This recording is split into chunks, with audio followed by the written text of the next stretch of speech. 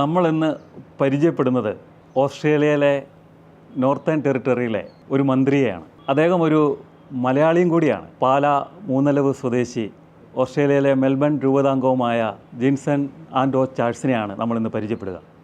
സാറേ, പ്രോഗ്രാമിലേക്ക് സ്വാഗതം. എങ്ങനെയാണ് അങ്ങ് ഈ നാട്ടിൽ പഠിച്ചിരുന്ന അങ്ങ് ഒരു ഓസ്ട്രേലിയയിൽ പോയിട്ട് അവിടുത്തെ ഭരണനിർവഹണ ടീമിലെ ഒരു മന്ത്രിയായി മാറുന്നത് എങ്ങനെയാണ്? ഞാൻ 2011 ഓസ്ട്രേലിയയിലോട്ട് പോകുന്നത്. ഞാൻ അങ്കമാലിയിൽ റിഫർ കോളേജ് ഓഫ് നഴ്സിംഗ് പഠനത്തിന് ശേഷം ഒരു വർഷം ഇൻറ്റേൺഷിപ്പ് ഉണ്ടായിരുന്നു. അതിനുശേഷം ഒരു 3 മാസത്തോളം കഴിഞ്ഞപ്പോഴത്തേക്ക് ഞാൻ ഓസ്ട്രേലിയയിലോട്ട് പോയി. അവിടെ ചെന്നൊരു ബ്രിഡ്ജിങ് പ്രോഗ്രാം അല്ലെങ്കിൽ രജിസ്ട്രേഷൻ കിട്ടാൻ വേണ്ടിയുള്ള പ്രോഗ്രാം ഉണ്ടായിരുന്നു. അത് കംപ്ലീറ്റ് ചെയ്ത് 2012 ഞാൻ ജോലിയിൽ പ്രവേശിച്ചു. ന്യൂ സൗത്ത് വെയിൽസിലെ വോഗ ബേസ് ഹോസ്പിറ്റലിലാണ് വർക്ക് ചെയ്യുന്നത്. അവിടെ ഒരു 3 വർഷക്കാലം ഞാൻ ജോലി ചെയ്തു. അതോടൊപ്പം തന്നെ ഞാൻ അവിടെ യൂണിവേഴ്സിറ്റി ഓഫ് ന്യൂ കാസിലിൽ നിന്ന് master of mental health nursing ഞാൻ സ്റ്റാർട്ട് ചെയ്യുകയും ചെയ്തിരുന്നു. ഞാൻ പിന്നെ നോർത്തേൺ ടെറിട്ടറിയിലെ ഡാർവിനിലോട്ട് 2015 ജാനുവരിയിലാണ് പോകുന്നത്. അവിടെ ചെന്നിട്ട് ഞാൻ എൻ്റെ നഴ്സിംഗ് മാസ്റ്റേഴ്സ് പഠനം ഞാൻ കണ്ടിന്യൂ ചെയ്യുകയും ചെയ്തു. ഒരു 6 മാസത്തോളം കഴിഞ്ഞപ്പോൾ തന്നെ ഞാൻ അടുത്തൊരു പ്രൊമോഷനായിട്ട് ഞാനൊരു ക്ലിനിക്കൽ നേഴ്സ് എന്നൊരു പൊസിഷനിലോട്ട് പോയി. പിന്നെ കുറച്ച് കാലങ്ങൾ കഴിഞ്ഞപ്പോഴത്തേക്കും സീനിയർ അസസ്മെൻറ്റ് ക്ലിനിഷ്യൻ എന്ന് പറയുന്നൊരു പൊസിഷനിലോട്ട് ഞാൻ പോയി.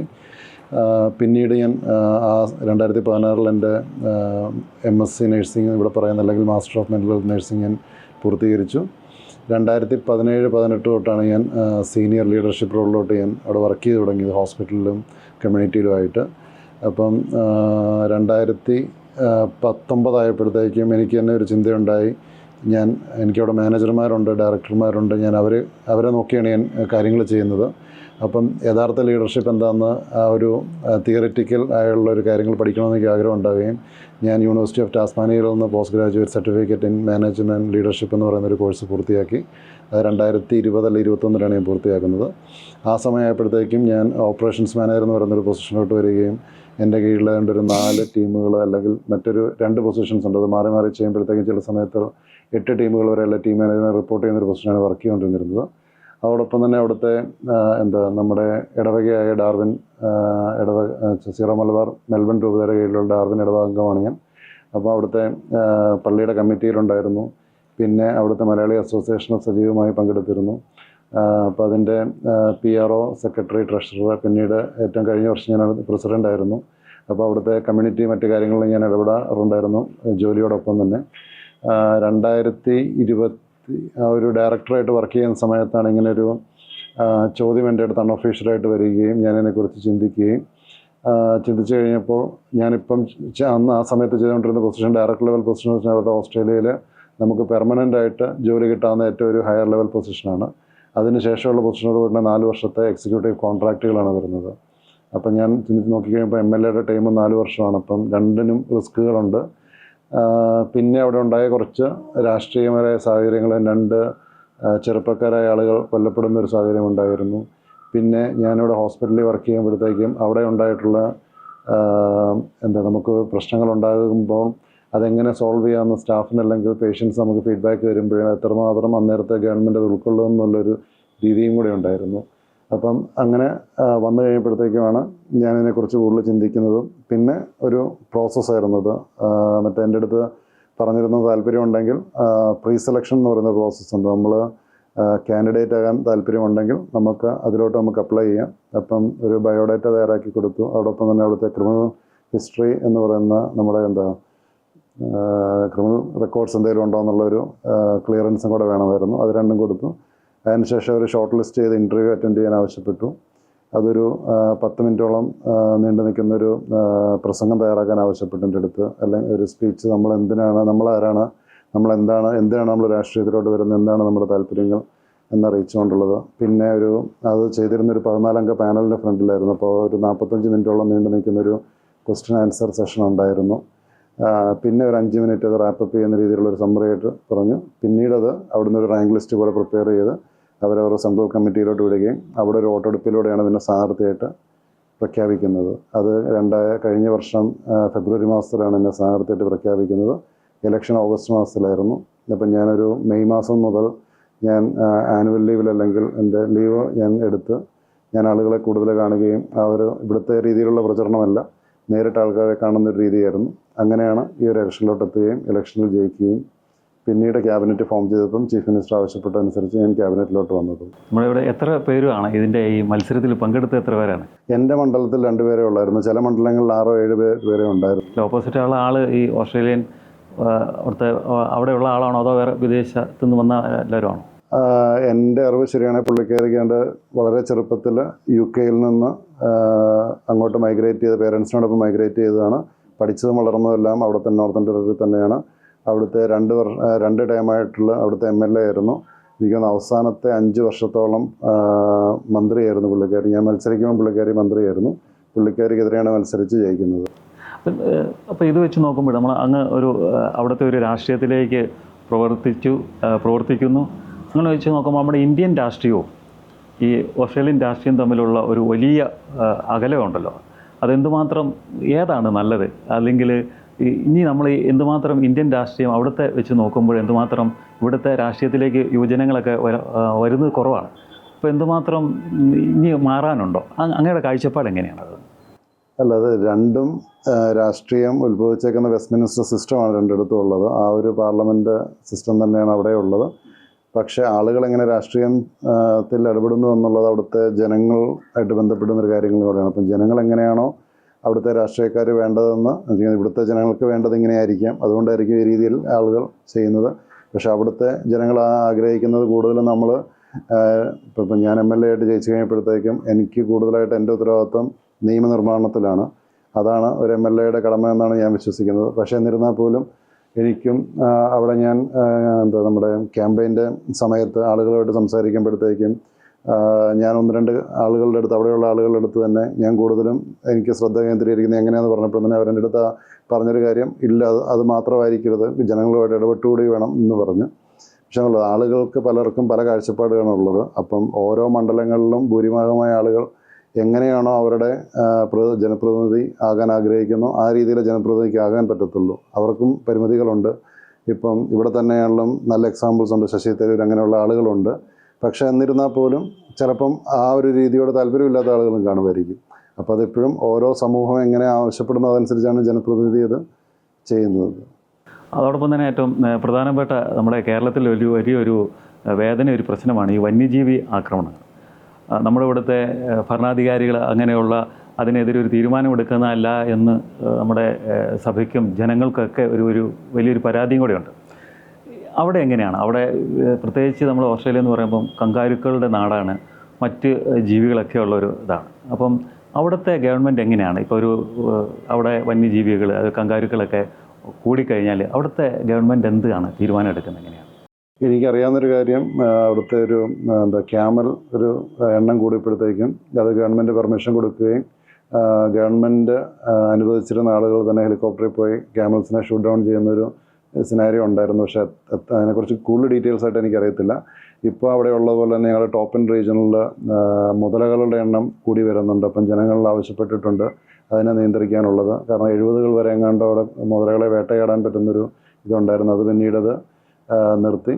പിന്നീട് ഇപ്പം ക്രമാതീതമായിട്ട് എണ്ണം കൂടുകയും ജീവന് ഹാനികരമായിട്ടുള്ള രീതിയിലുള്ള വളരെ 2-3 ഇൻസിഡൻസ് കഴിഞ്ഞ് 10 വർഷത്തിനുള്ളിൽ എനിക്കറിയാവുന്നുണ്ടായിട്ടുള്ളൂ. പക്ഷേ എന്നിരുന്നാൽ പോലും ഞങ്ങളുടെ അവിടെയുള്ള ടോപ്പ് റീജിയണിൽ ഒരിടത്ത് നമ്മുടെ അടുത്ത് വെള്ളത്തിൽ ഇറങ്ങരുതെന്നാണ് പറയുന്നത്. കാരണം ഏത് വെള്ളത്തിലും മുതല കാണാം. അപ്പം അങ്ങനെയുള്ള ആവശ്യങ്ങൾ വരുന്നുണ്ട്. പക്ഷേ അത് കുറച്ചുകൂടെ ആളുകൾ ഡിസ്കസ് ചെയ്ത് അവിടുത്തെ ഇഷ്യൂസ് എന്താണോ അതനുസരിച്ചാണ് അവരിത് ചെയ്യുന്നത്. ഇവിടെ എനിക്ക് തോന്നുന്നു ഞാനും ന്യൂസുകളിലൂടെ ഒത്തിരി കാണുന്നുണ്ട്. ഇപ്പം ഇന്ന് തന്നെയാണല്ലോ ഞാൻ വാർത്തയിൽ വായിച്ചു ഒരു കടുവയുടെ ആക്രമണത്തെക്കുറിച്ച്. അപ്പോൾ അത് എന്തുകൊണ്ടാണ് അത് ഉണ്ടാകുന്നതെന്നുള്ള സർക്കാർ അത് മനസ്സിലാക്കി അതിനുള്ള നടപടികൾ എടുക്കണമെന്ന് പറയുന്നത്. കാരണം നമ്മുടെ ജനങ്ങളുടെ സുരക്ഷയാണ് ഏറ്റവും പ്രാധാന്യത്തിലുള്ളത്. അപ്പം ആ രീതിയിലുള്ള കാര്യങ്ങളിലോട്ട് സർക്കാർ എത്രയും പെട്ടെന്നുള്ള നടപടികൾ ഉണ്ടാകട്ടെ. അത് കേന്ദ്ര സർക്കാരാണെങ്കിലും സംസ്ഥാന സർക്കാരാണെങ്കിലും ഒരുമിച്ച് ജനങ്ങളുടെ സുരക്ഷയ്ക്ക് വേണ്ടിയിട്ട് നല്ല തീരുമാനങ്ങൾ എടുക്കാൻ കഴിയട്ടെ എന്ന് പ്രാർത്ഥിക്കുന്നു. അതോടൊപ്പം തന്നെ നമ്മുടെ ഇവിടെ നിന്ന് ഒത്തിരിയേറെ യുവജനങ്ങൾ വിദ്യാഭ്യാസത്തിനായിട്ടൊക്കെ വിദേശത്തേക്ക് പോകുന്നുണ്ട്, പ്രത്യേകിച്ച് ഓസ്ട്രേലിയക്കൊക്കെ. അതുപോലെ തന്നെ തൊഴിൽ തേടിയും വരുന്നുണ്ട്. ഇങ്ങനെ വരുന്നവരുടെ അവിടെ എത്തിയ ശേഷം അവരെങ്ങനെയാണ്? ഹാപ്പിയാണോ അതോ അല്ലെങ്കിൽ ഇവിടത്തേക്കാളും കഷ്ടത്തിലാണോ ഇവിടുന്ന് കയറി വരുന്ന പ്രത്യേകിച്ച് ഈ വിദ്യാഭ്യാസത്തിനായിട്ടൊക്കെ വരുന്നവരൊക്കെ? അവർക്ക് അവിടെ മറ്റുള്ള സ്ഥലത്തൊക്കെ പാർട്ട് ടൈമൊക്കെ കിട്ടിയില്ലെങ്കിൽ വലിയ ബുദ്ധിമുട്ടാണ് എന്നൊക്കെ ഇങ്ങനെ കേട്ടിട്ടുണ്ട്. അപ്പോൾ അങ്ങനെയൊക്കെ നമ്മളവിടെ ഒത്തിരിയേറെ കഷ്ടപ്പെടുന്ന യുവതി യുവാക്കൾ അവിടെ ഉണ്ടോ? അല്ല, അങ്ങനെ സ്ട്രഗിൾ ചെയ്യുന്ന ആളുകളുണ്ടായിരിക്കാം. ഒരുമാതിരിപ്പെട്ട എല്ലാവരും തന്നെ പല സ്ട്രഗിളിലൂടെ ആയിരിക്കും കടന്നു പോയിട്ടുള്ളത്.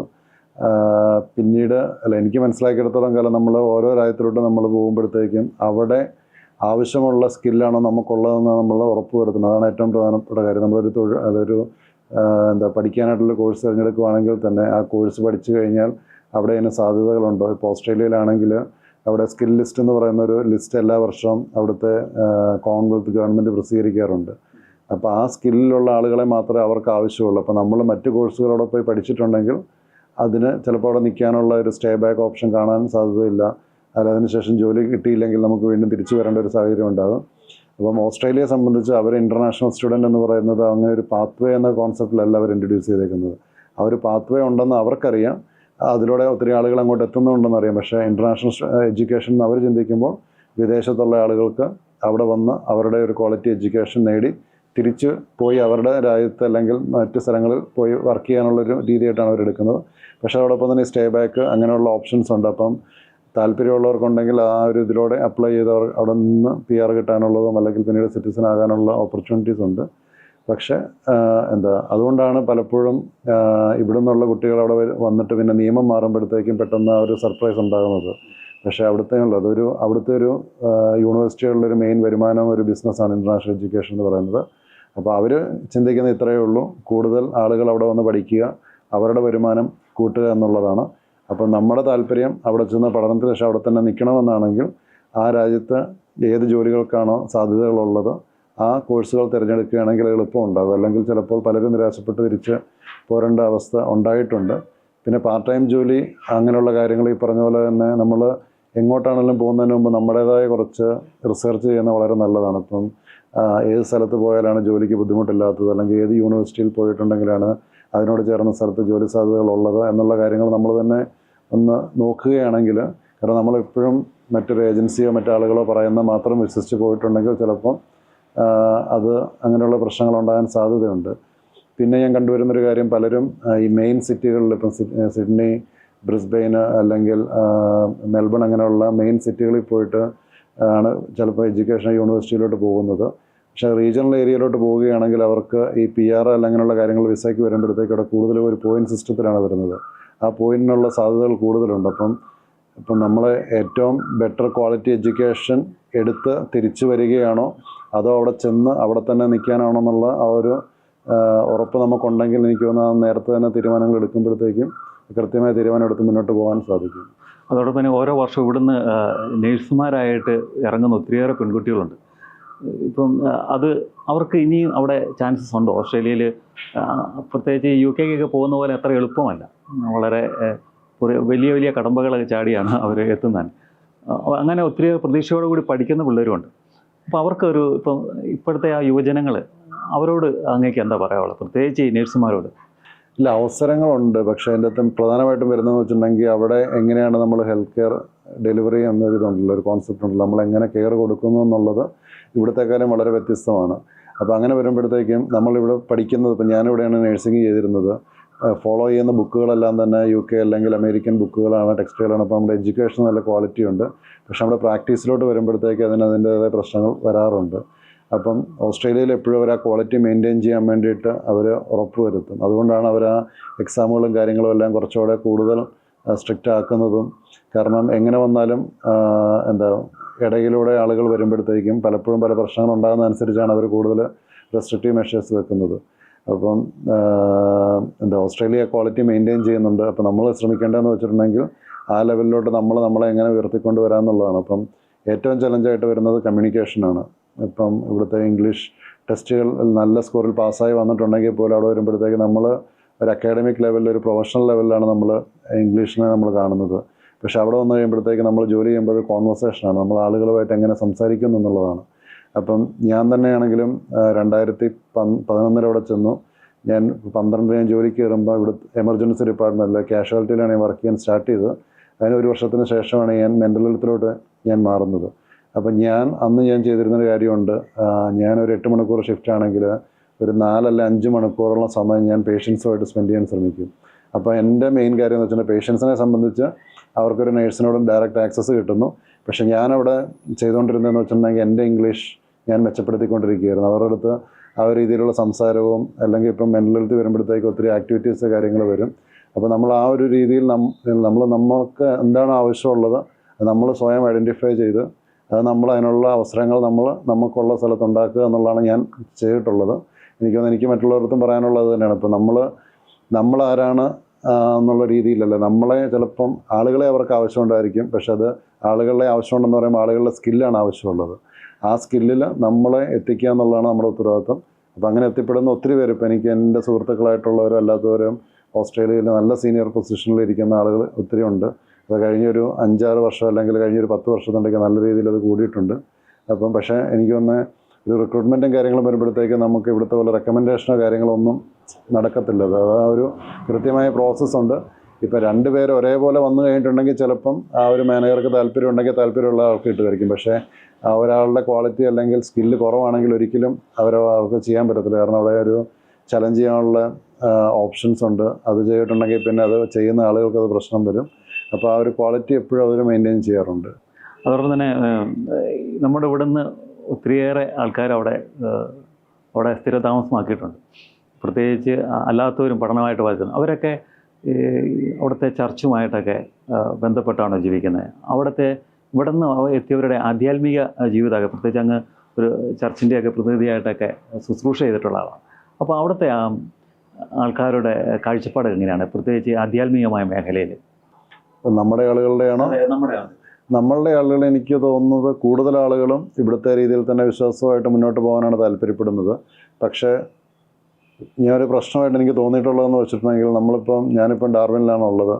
ഡാർവിൻ ഇടവകയിൽ ഇപ്പോൾ കേരളത്തിൻ്റെ കാസർഗോഡ് മുതൽ തിരുവനന്തപുരം വരെയുള്ള ഭാഗത്തു നിന്നുള്ള പല രീതിയിലുള്ള ആളുകൾ വരുന്നുണ്ട്. അപ്പം ചില ഘട്ടങ്ങളിൽ ചിലപ്പം പല രീതിയിലുള്ള പല കൾച്ചറുകൾ ഒരുമിച്ച് വരുമ്പോൾ സ്വാഭാവികമായ ചെറിയ ചെറിയ പ്രശ്നങ്ങൾ ഉണ്ടാകാറുണ്ട്. പക്ഷേ എന്നാലും ഇവിടുത്തെ ഉള്ള പോലെ തന്നെ ചർച്ചുമായിട്ട് അടുത്ത് നിൽക്കുന്ന ഒരു 10-25 30 40% വളരെ ക്ലോസ് ആയിട്ട് നിൽക്കുന്ന ആളുകളുണ്ട്. പിന്നെ ഞായറാഴ്ചകളിലും വേദപാഠത്തിനും അങ്ങനെ പോയി വരുന്ന ആളുകളുണ്ട്.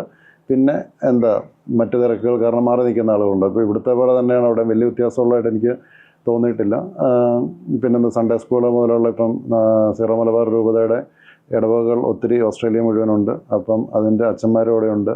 അപ്പോൾ അവർ ആ സൺഡേ സ്കൂൾ അങ്ങനെയുള്ള ഇവിടുത്തെ രീതിയിലുള്ള ഒരു ഓപ്പർച്യൂണിറ്റീസ് അവിടെ കൊടുക്കുന്നുണ്ട്. അപ്പോൾ അത് കുട്ടികൾക്കും അത് പഠിക്കാൻ പറ്റുന്നുണ്ട്. പക്ഷെ പലപ്പോഴും അവിടെ ഉണ്ടാകുന്നൊരു പ്രശ്നം എന്ന് വെച്ചിട്ടുണ്ടെങ്കിൽ മാതാപിതാക്കൾക്ക് കുർബാന മലയാളത്തിൽ വേണം, കുട്ടികൾക്കത് മനസ്സിലാകത്തില്ല, ഇംഗ്ലീഷിൽ വേണം. അപ്പം സഭ ഇംഗ്ലീഷിലോട്ട് ആക്കിയിട്ടുണ്ടെങ്കിൽ മാതാപിതാക്കൾ വരത്തില്ല. ആ ഒരു ചലഞ്ചുണ്ട്. കാരണം ഇത് കൂടുതലും ഫസ്റ്റ് ജനറേഷൻ മൈഗ്രൻസ് ആയതുകൊണ്ട്. അപ്പം ആ ഒരു ചെറിയ ചെറിയ പ്രശ്നങ്ങളുണ്ട്. പക്ഷെ അത് ഉറപ്പായിട്ടും അവിടുത്തെ ഇപ്പം പുതിയ ബിഷപ്പ് ജോൺ പന്നന്തോടൽ പിതാവ് നല്ല രീതിയിൽ കാര്യങ്ങൾ എല്ലാവരുമായിട്ട് ഇടപെട്ട് മുന്നോട്ട് കൊണ്ടുപോകുന്നുണ്ട്. പിതാവിനെ എനിക്ക് 1-2 അവസരങ്ങൾ കാണാനുള്ള ഇതുണ്ടായി. ഞാനിപ്പം തിരിച്ചു ചെന്ന് കഴിയുമ്പോഴാണെങ്കിലും യുവജനങ്ങൾക്ക് വേണ്ടിയിട്ടുള്ളൊരു ക്യാമ്പ് അല്ലെങ്കിൽ ഒരു സമ്മേളനം പോലെ അവിടെ ഓർഗനൈസ് ചെയ്യുന്നുണ്ട്. അപ്പം പിതാവ് ആവശ്യപ്പെട്ടതനുസരിച്ച് ഞാനതിൽ പങ്കെടുക്കാൻ വേണ്ടി മെൽബണിൽ പോകുന്നുണ്ട്. അപ്പം ഞാൻ ഇന്ന് ശ്രമിക്കുന്നതെന്ന് വെച്ചിട്ടുണ്ടെങ്കിൽ കൂടുതൽ ആളുകളെ എങ്ങനെ രാഷ്ട്ര നിർമ്മാണത്തിൽ അല്ലെങ്കിൽ ഇങ്ങനെയുള്ള താല്പര്യങ്ങൾ അവരെ മോട്ടിവേറ്റ് ചെയ്യാൻ പറ്റുമെന്നാണ് ഞാൻ ശ്രമിക്കുന്നത്. കാരണം എപ്പോഴും നമ്മൾ കംപ്ലയിൻറ്റ് ചെയ്യുന്നുണ്ട് പൊളിറ്റീഷ്യൻസിൻ്റെ അല്ലെങ്കിൽ ആ ഒരു ക്വാളിറ്റിയെക്കുറിച്ച് അല്ലെങ്കിൽ കംപ്ലയിൻറ്റിനെ കുറിച്ച്. പക്ഷേ കൂടുതൽ ആളുകൾ അതിലോട്ട് വരുവാണെങ്കിൽ ചൂസ് ചെയ്യാനുള്ള ഓപ്ഷൻസ് ജനങ്ങൾക്ക് കൂടുതലുണ്ടാകും. കൂടുതൽ താല്പര്യങ്ങൾ ഉണ്ടാകുവാണെങ്കിൽ നല്ലൊരു രാഷ്ട്രത്തെ നിർമ്മിക്കാമെന്നാണ് ഞാൻ കരുതുന്നത്. അതോടൊപ്പം തന്നെ ഈ തീവ്രവാദി ആക്രമണങ്ങൾ, പ്രത്യേകിച്ച് ജർമ്മനിയിലും ഇപ്പം കഴിഞ്ഞിടയ്ക്ക് നമ്മൾ ക്രിസ്മസ് ദിവസങ്ങളിൽ അമേരിക്കയിലൊക്കെ നമ്മൾ കണ്ടതാണ്. ഓസ്ട്രേലിയ തന്നെയാണെങ്കിൽ തന്നെ ഒരു കൊപ്റ്റിക് സഭയിൽ ഒരു മെത്രാനെ തന്നെ, ഒരു തിരുമേനിയെ തന്നെ ഒരു പള്ളിക്കകത്ത് കയറി കുത്തിയുണ്ടായി. അപ്പം ഇത് ഗവൺമെൻറ് ശ്രദ്ധിക്കുന്നുണ്ടോ? പ്രത്യേകിച്ച് വിദേശങ്ങളിൽ നിന്നൊക്കെ ഇതുപോലെ ആൾക്കാർ മൈഗ്രേറ്റ് ചെയ്ത് അവിടെ വരുന്നു, വ്യത്യസ്തമായ വിശ്വാസങ്ങളുള്ളവരെ, മതങ്ങളുള്ളവരെ. അപ്പോൾ തീവ്രവാദി ആക്രമണങ്ങൾ ഇപ്പം ഓസ്ട്രേലിയ ശ്രദ്ധിക്കുന്നുണ്ടോ? അതിനെങ്ങനെയാണ് അവിടെ ഇപ്പോൾ നിയന്ത്രിക്കുന്നത് എങ്ങനെയാണ്? അല്ല, ഓസ്ട്രേലിയൻ ഗവൺമെൻറ് ഇങ്ങനെയുള്ള കാര്യങ്ങളിൽ കൃത്യമായുള്ള ശ്രദ്ധ നോക്കാറുണ്ട്. പക്ഷേ അവർ എല്ലാ കാര്യങ്ങളും കൃത്യമായിട്ട് ശ്രദ്ധിക്കാൻ പറ്റുമെന്ന് എനിക്ക് കരുതുന്നില്ല. പക്ഷെ എന്നാലും അവർക്കറിയാം എവിടെയൊക്കെ ഏരിയാസിലാണ് പ്രശ്നങ്ങളുള്ളത്, എവിടെയൊക്കെയാണ് അവർ മോണിറ്റർ ചെയ്യേണ്ടത്. പോലീസ് കൃത്യമായിട്ട് അതിനെക്കുറിച്ച് അവെയറാണ്. പക്ഷെ അതുകൊണ്ടാണ് ഇങ്ങനെയുള്ള സംഭവങ്ങൾ വളരെ പരിമിതമായ ഒരു വർഷത്തിൽ ഒന്നുപോലും ചിലപ്പോൾ നടക്കാറില്ല. മറ്റ് സ്ഥലങ്ങളെ വെച്ച് നോക്കുമ്പോഴത്തേക്ക്. അപ്പോൾ അവർ മാക്സിമം അവരെ കൊണ്ട് ചെയ്യാൻ പറ്റുന്ന സർവൈലൻസ് അവർ കൊടുക്കാറുണ്ട്. പക്ഷേ എന്നിരുന്നാൽ പോലും ഇങ്ങനെ ഒറ്റപ്പെട്ട സംഭവങ്ങൾ ഉണ്ടാകാറുണ്ട്. ഇപ്പോൾ ഈ ഇടയ്ക്കാണെങ്കിൽ തന്നെ അവിടുത്തെ മെൽബണിലുള്ള ഒരു സിനഗോഗ് ആക്രമിക്കപ്പെടുന്നൊരു സിറ്റുവേഷൻ ഉണ്ടായിട്ടുണ്ടായിരുന്നു. പക്ഷേ എൻ്റെ കാഴ്ചപ്പാടെന്ന് വെച്ചിട്ടുണ്ടെങ്കിൽ ഏത് മതമാണെങ്കിലും അതിൻ്റെ ഒരു എക്സ്ട്രീമിസത്തിലോട്ട് പോകാണ്ടിരിക്കുക. അത് ഏത് മതങ്ങളും ആയിക്കോട്ടെ, മതങ്ങളെല്ലാം നമ്മളെ പഠിപ്പിക്കുന്നത് ഒരേ മൂല്യങ്ങളാണ്. ഞാൻ അവിടെ വ്യത്യസ്തമായ മതങ്ങളിലുള്ള അല്ലെങ്കിൽ വ്യത്യസ്തമായ കൾച്ചറിലുള്ള ആളുകളുമായിട്ട് പങ്കെടുത്താണ് ഞാൻ കാര്യങ്ങൾ മുന്നോട്ട് പോയിക്കൊണ്ടിരിക്കുന്നത് കഴിഞ്ഞ കുറച്ച് വർഷങ്ങളായിട്ട്. അപ്പം പ്രത്യേകിച്ച് ഇപ്പോൾ ഞാൻ മൾട്ടി കൾച്ചറൽ അഫയേഴ്സ് മിനിസ്റ്റർ ആയതുകൊണ്ട് തന്നെ എല്ലാ വിഭാഗങ്ങളിലുള്ള വ്യത്യസ്തമായ കൾച്ചറിലുള്ളവരോടും റിലീജിയനായിട്ടുള്ള ഇടപെടുന്നുണ്ട്. പക്ഷേ അവരുമായിട്ട് നമുക്ക് ഇടപെടുമ്പോഴത്തേക്കും എല്ലാവരും മനുഷ്യരും ആഗ്രഹിക്കുന്ന എല്ലാവരും ഒരുമിച്ച് പോകണമെന്ന് തന്നെയാണ്. പക്ഷേ എന്നിരുന്നാൽ കുറച്ച് ആളുകൾക്ക് അവരുടെ പേഴ്സണൽ അഡ്വാൻറ്റേജിന് വേണ്ടിയിട്ട് ഇങ്ങനെയുള്ള ചില കാര്യങ്ങൾ ചെയ്യാറുണ്ടത്. പക്ഷെ അതൊരിക്കലും ഇപ്പം ഏത് മതത്തിനും, ഇപ്പം നമ്മുടെ ആളുകളുടെ ഭാഗത്തു നിന്നാണെങ്കിലും മറ്റാളുകളുടെ ഭാഗത്തു നിന്നാണെങ്കിലും ഒരു എക്സ്ട്രീം വ്യൂവിലോട്ട് പോകേണ്ട നമ്മളെപ്പോഴും ഒരു സെൻട്രൽ ഇതിൽ നിൽക്കുവാണെങ്കിൽ വളരെ നല്ലതായിരിക്കും. കാരണം ഞാനൊരു റോമൻ കത്തോലിക്കനാണ്, അല്ലെങ്കിൽ കത്തോലിക്ക വിശ്വാസിയാണ്. എന്നെ പഠിപ്പിച്ചിരിക്കുന്നത് ഒരു ദൈവമുള്ളെന്നാണ്. പക്ഷേ അത് എൻ്റെ വിശ്വാസമാണത്. ഞാൻ ചെന്നിട്ട് വേറൊരാളുടെ ചെന്നിട്ട് നിങ്ങളുടെ ദൈവം അതല്ലാന്ന് പറയേണ്ട കാര്യം എനിക്കില്ല. നമുക്ക് കിട്ടിയേക്കുന്ന വിശ്വാസങ്ങളായിട്ട് നമ്മൾ മുന്നോട്ട് പോവുക.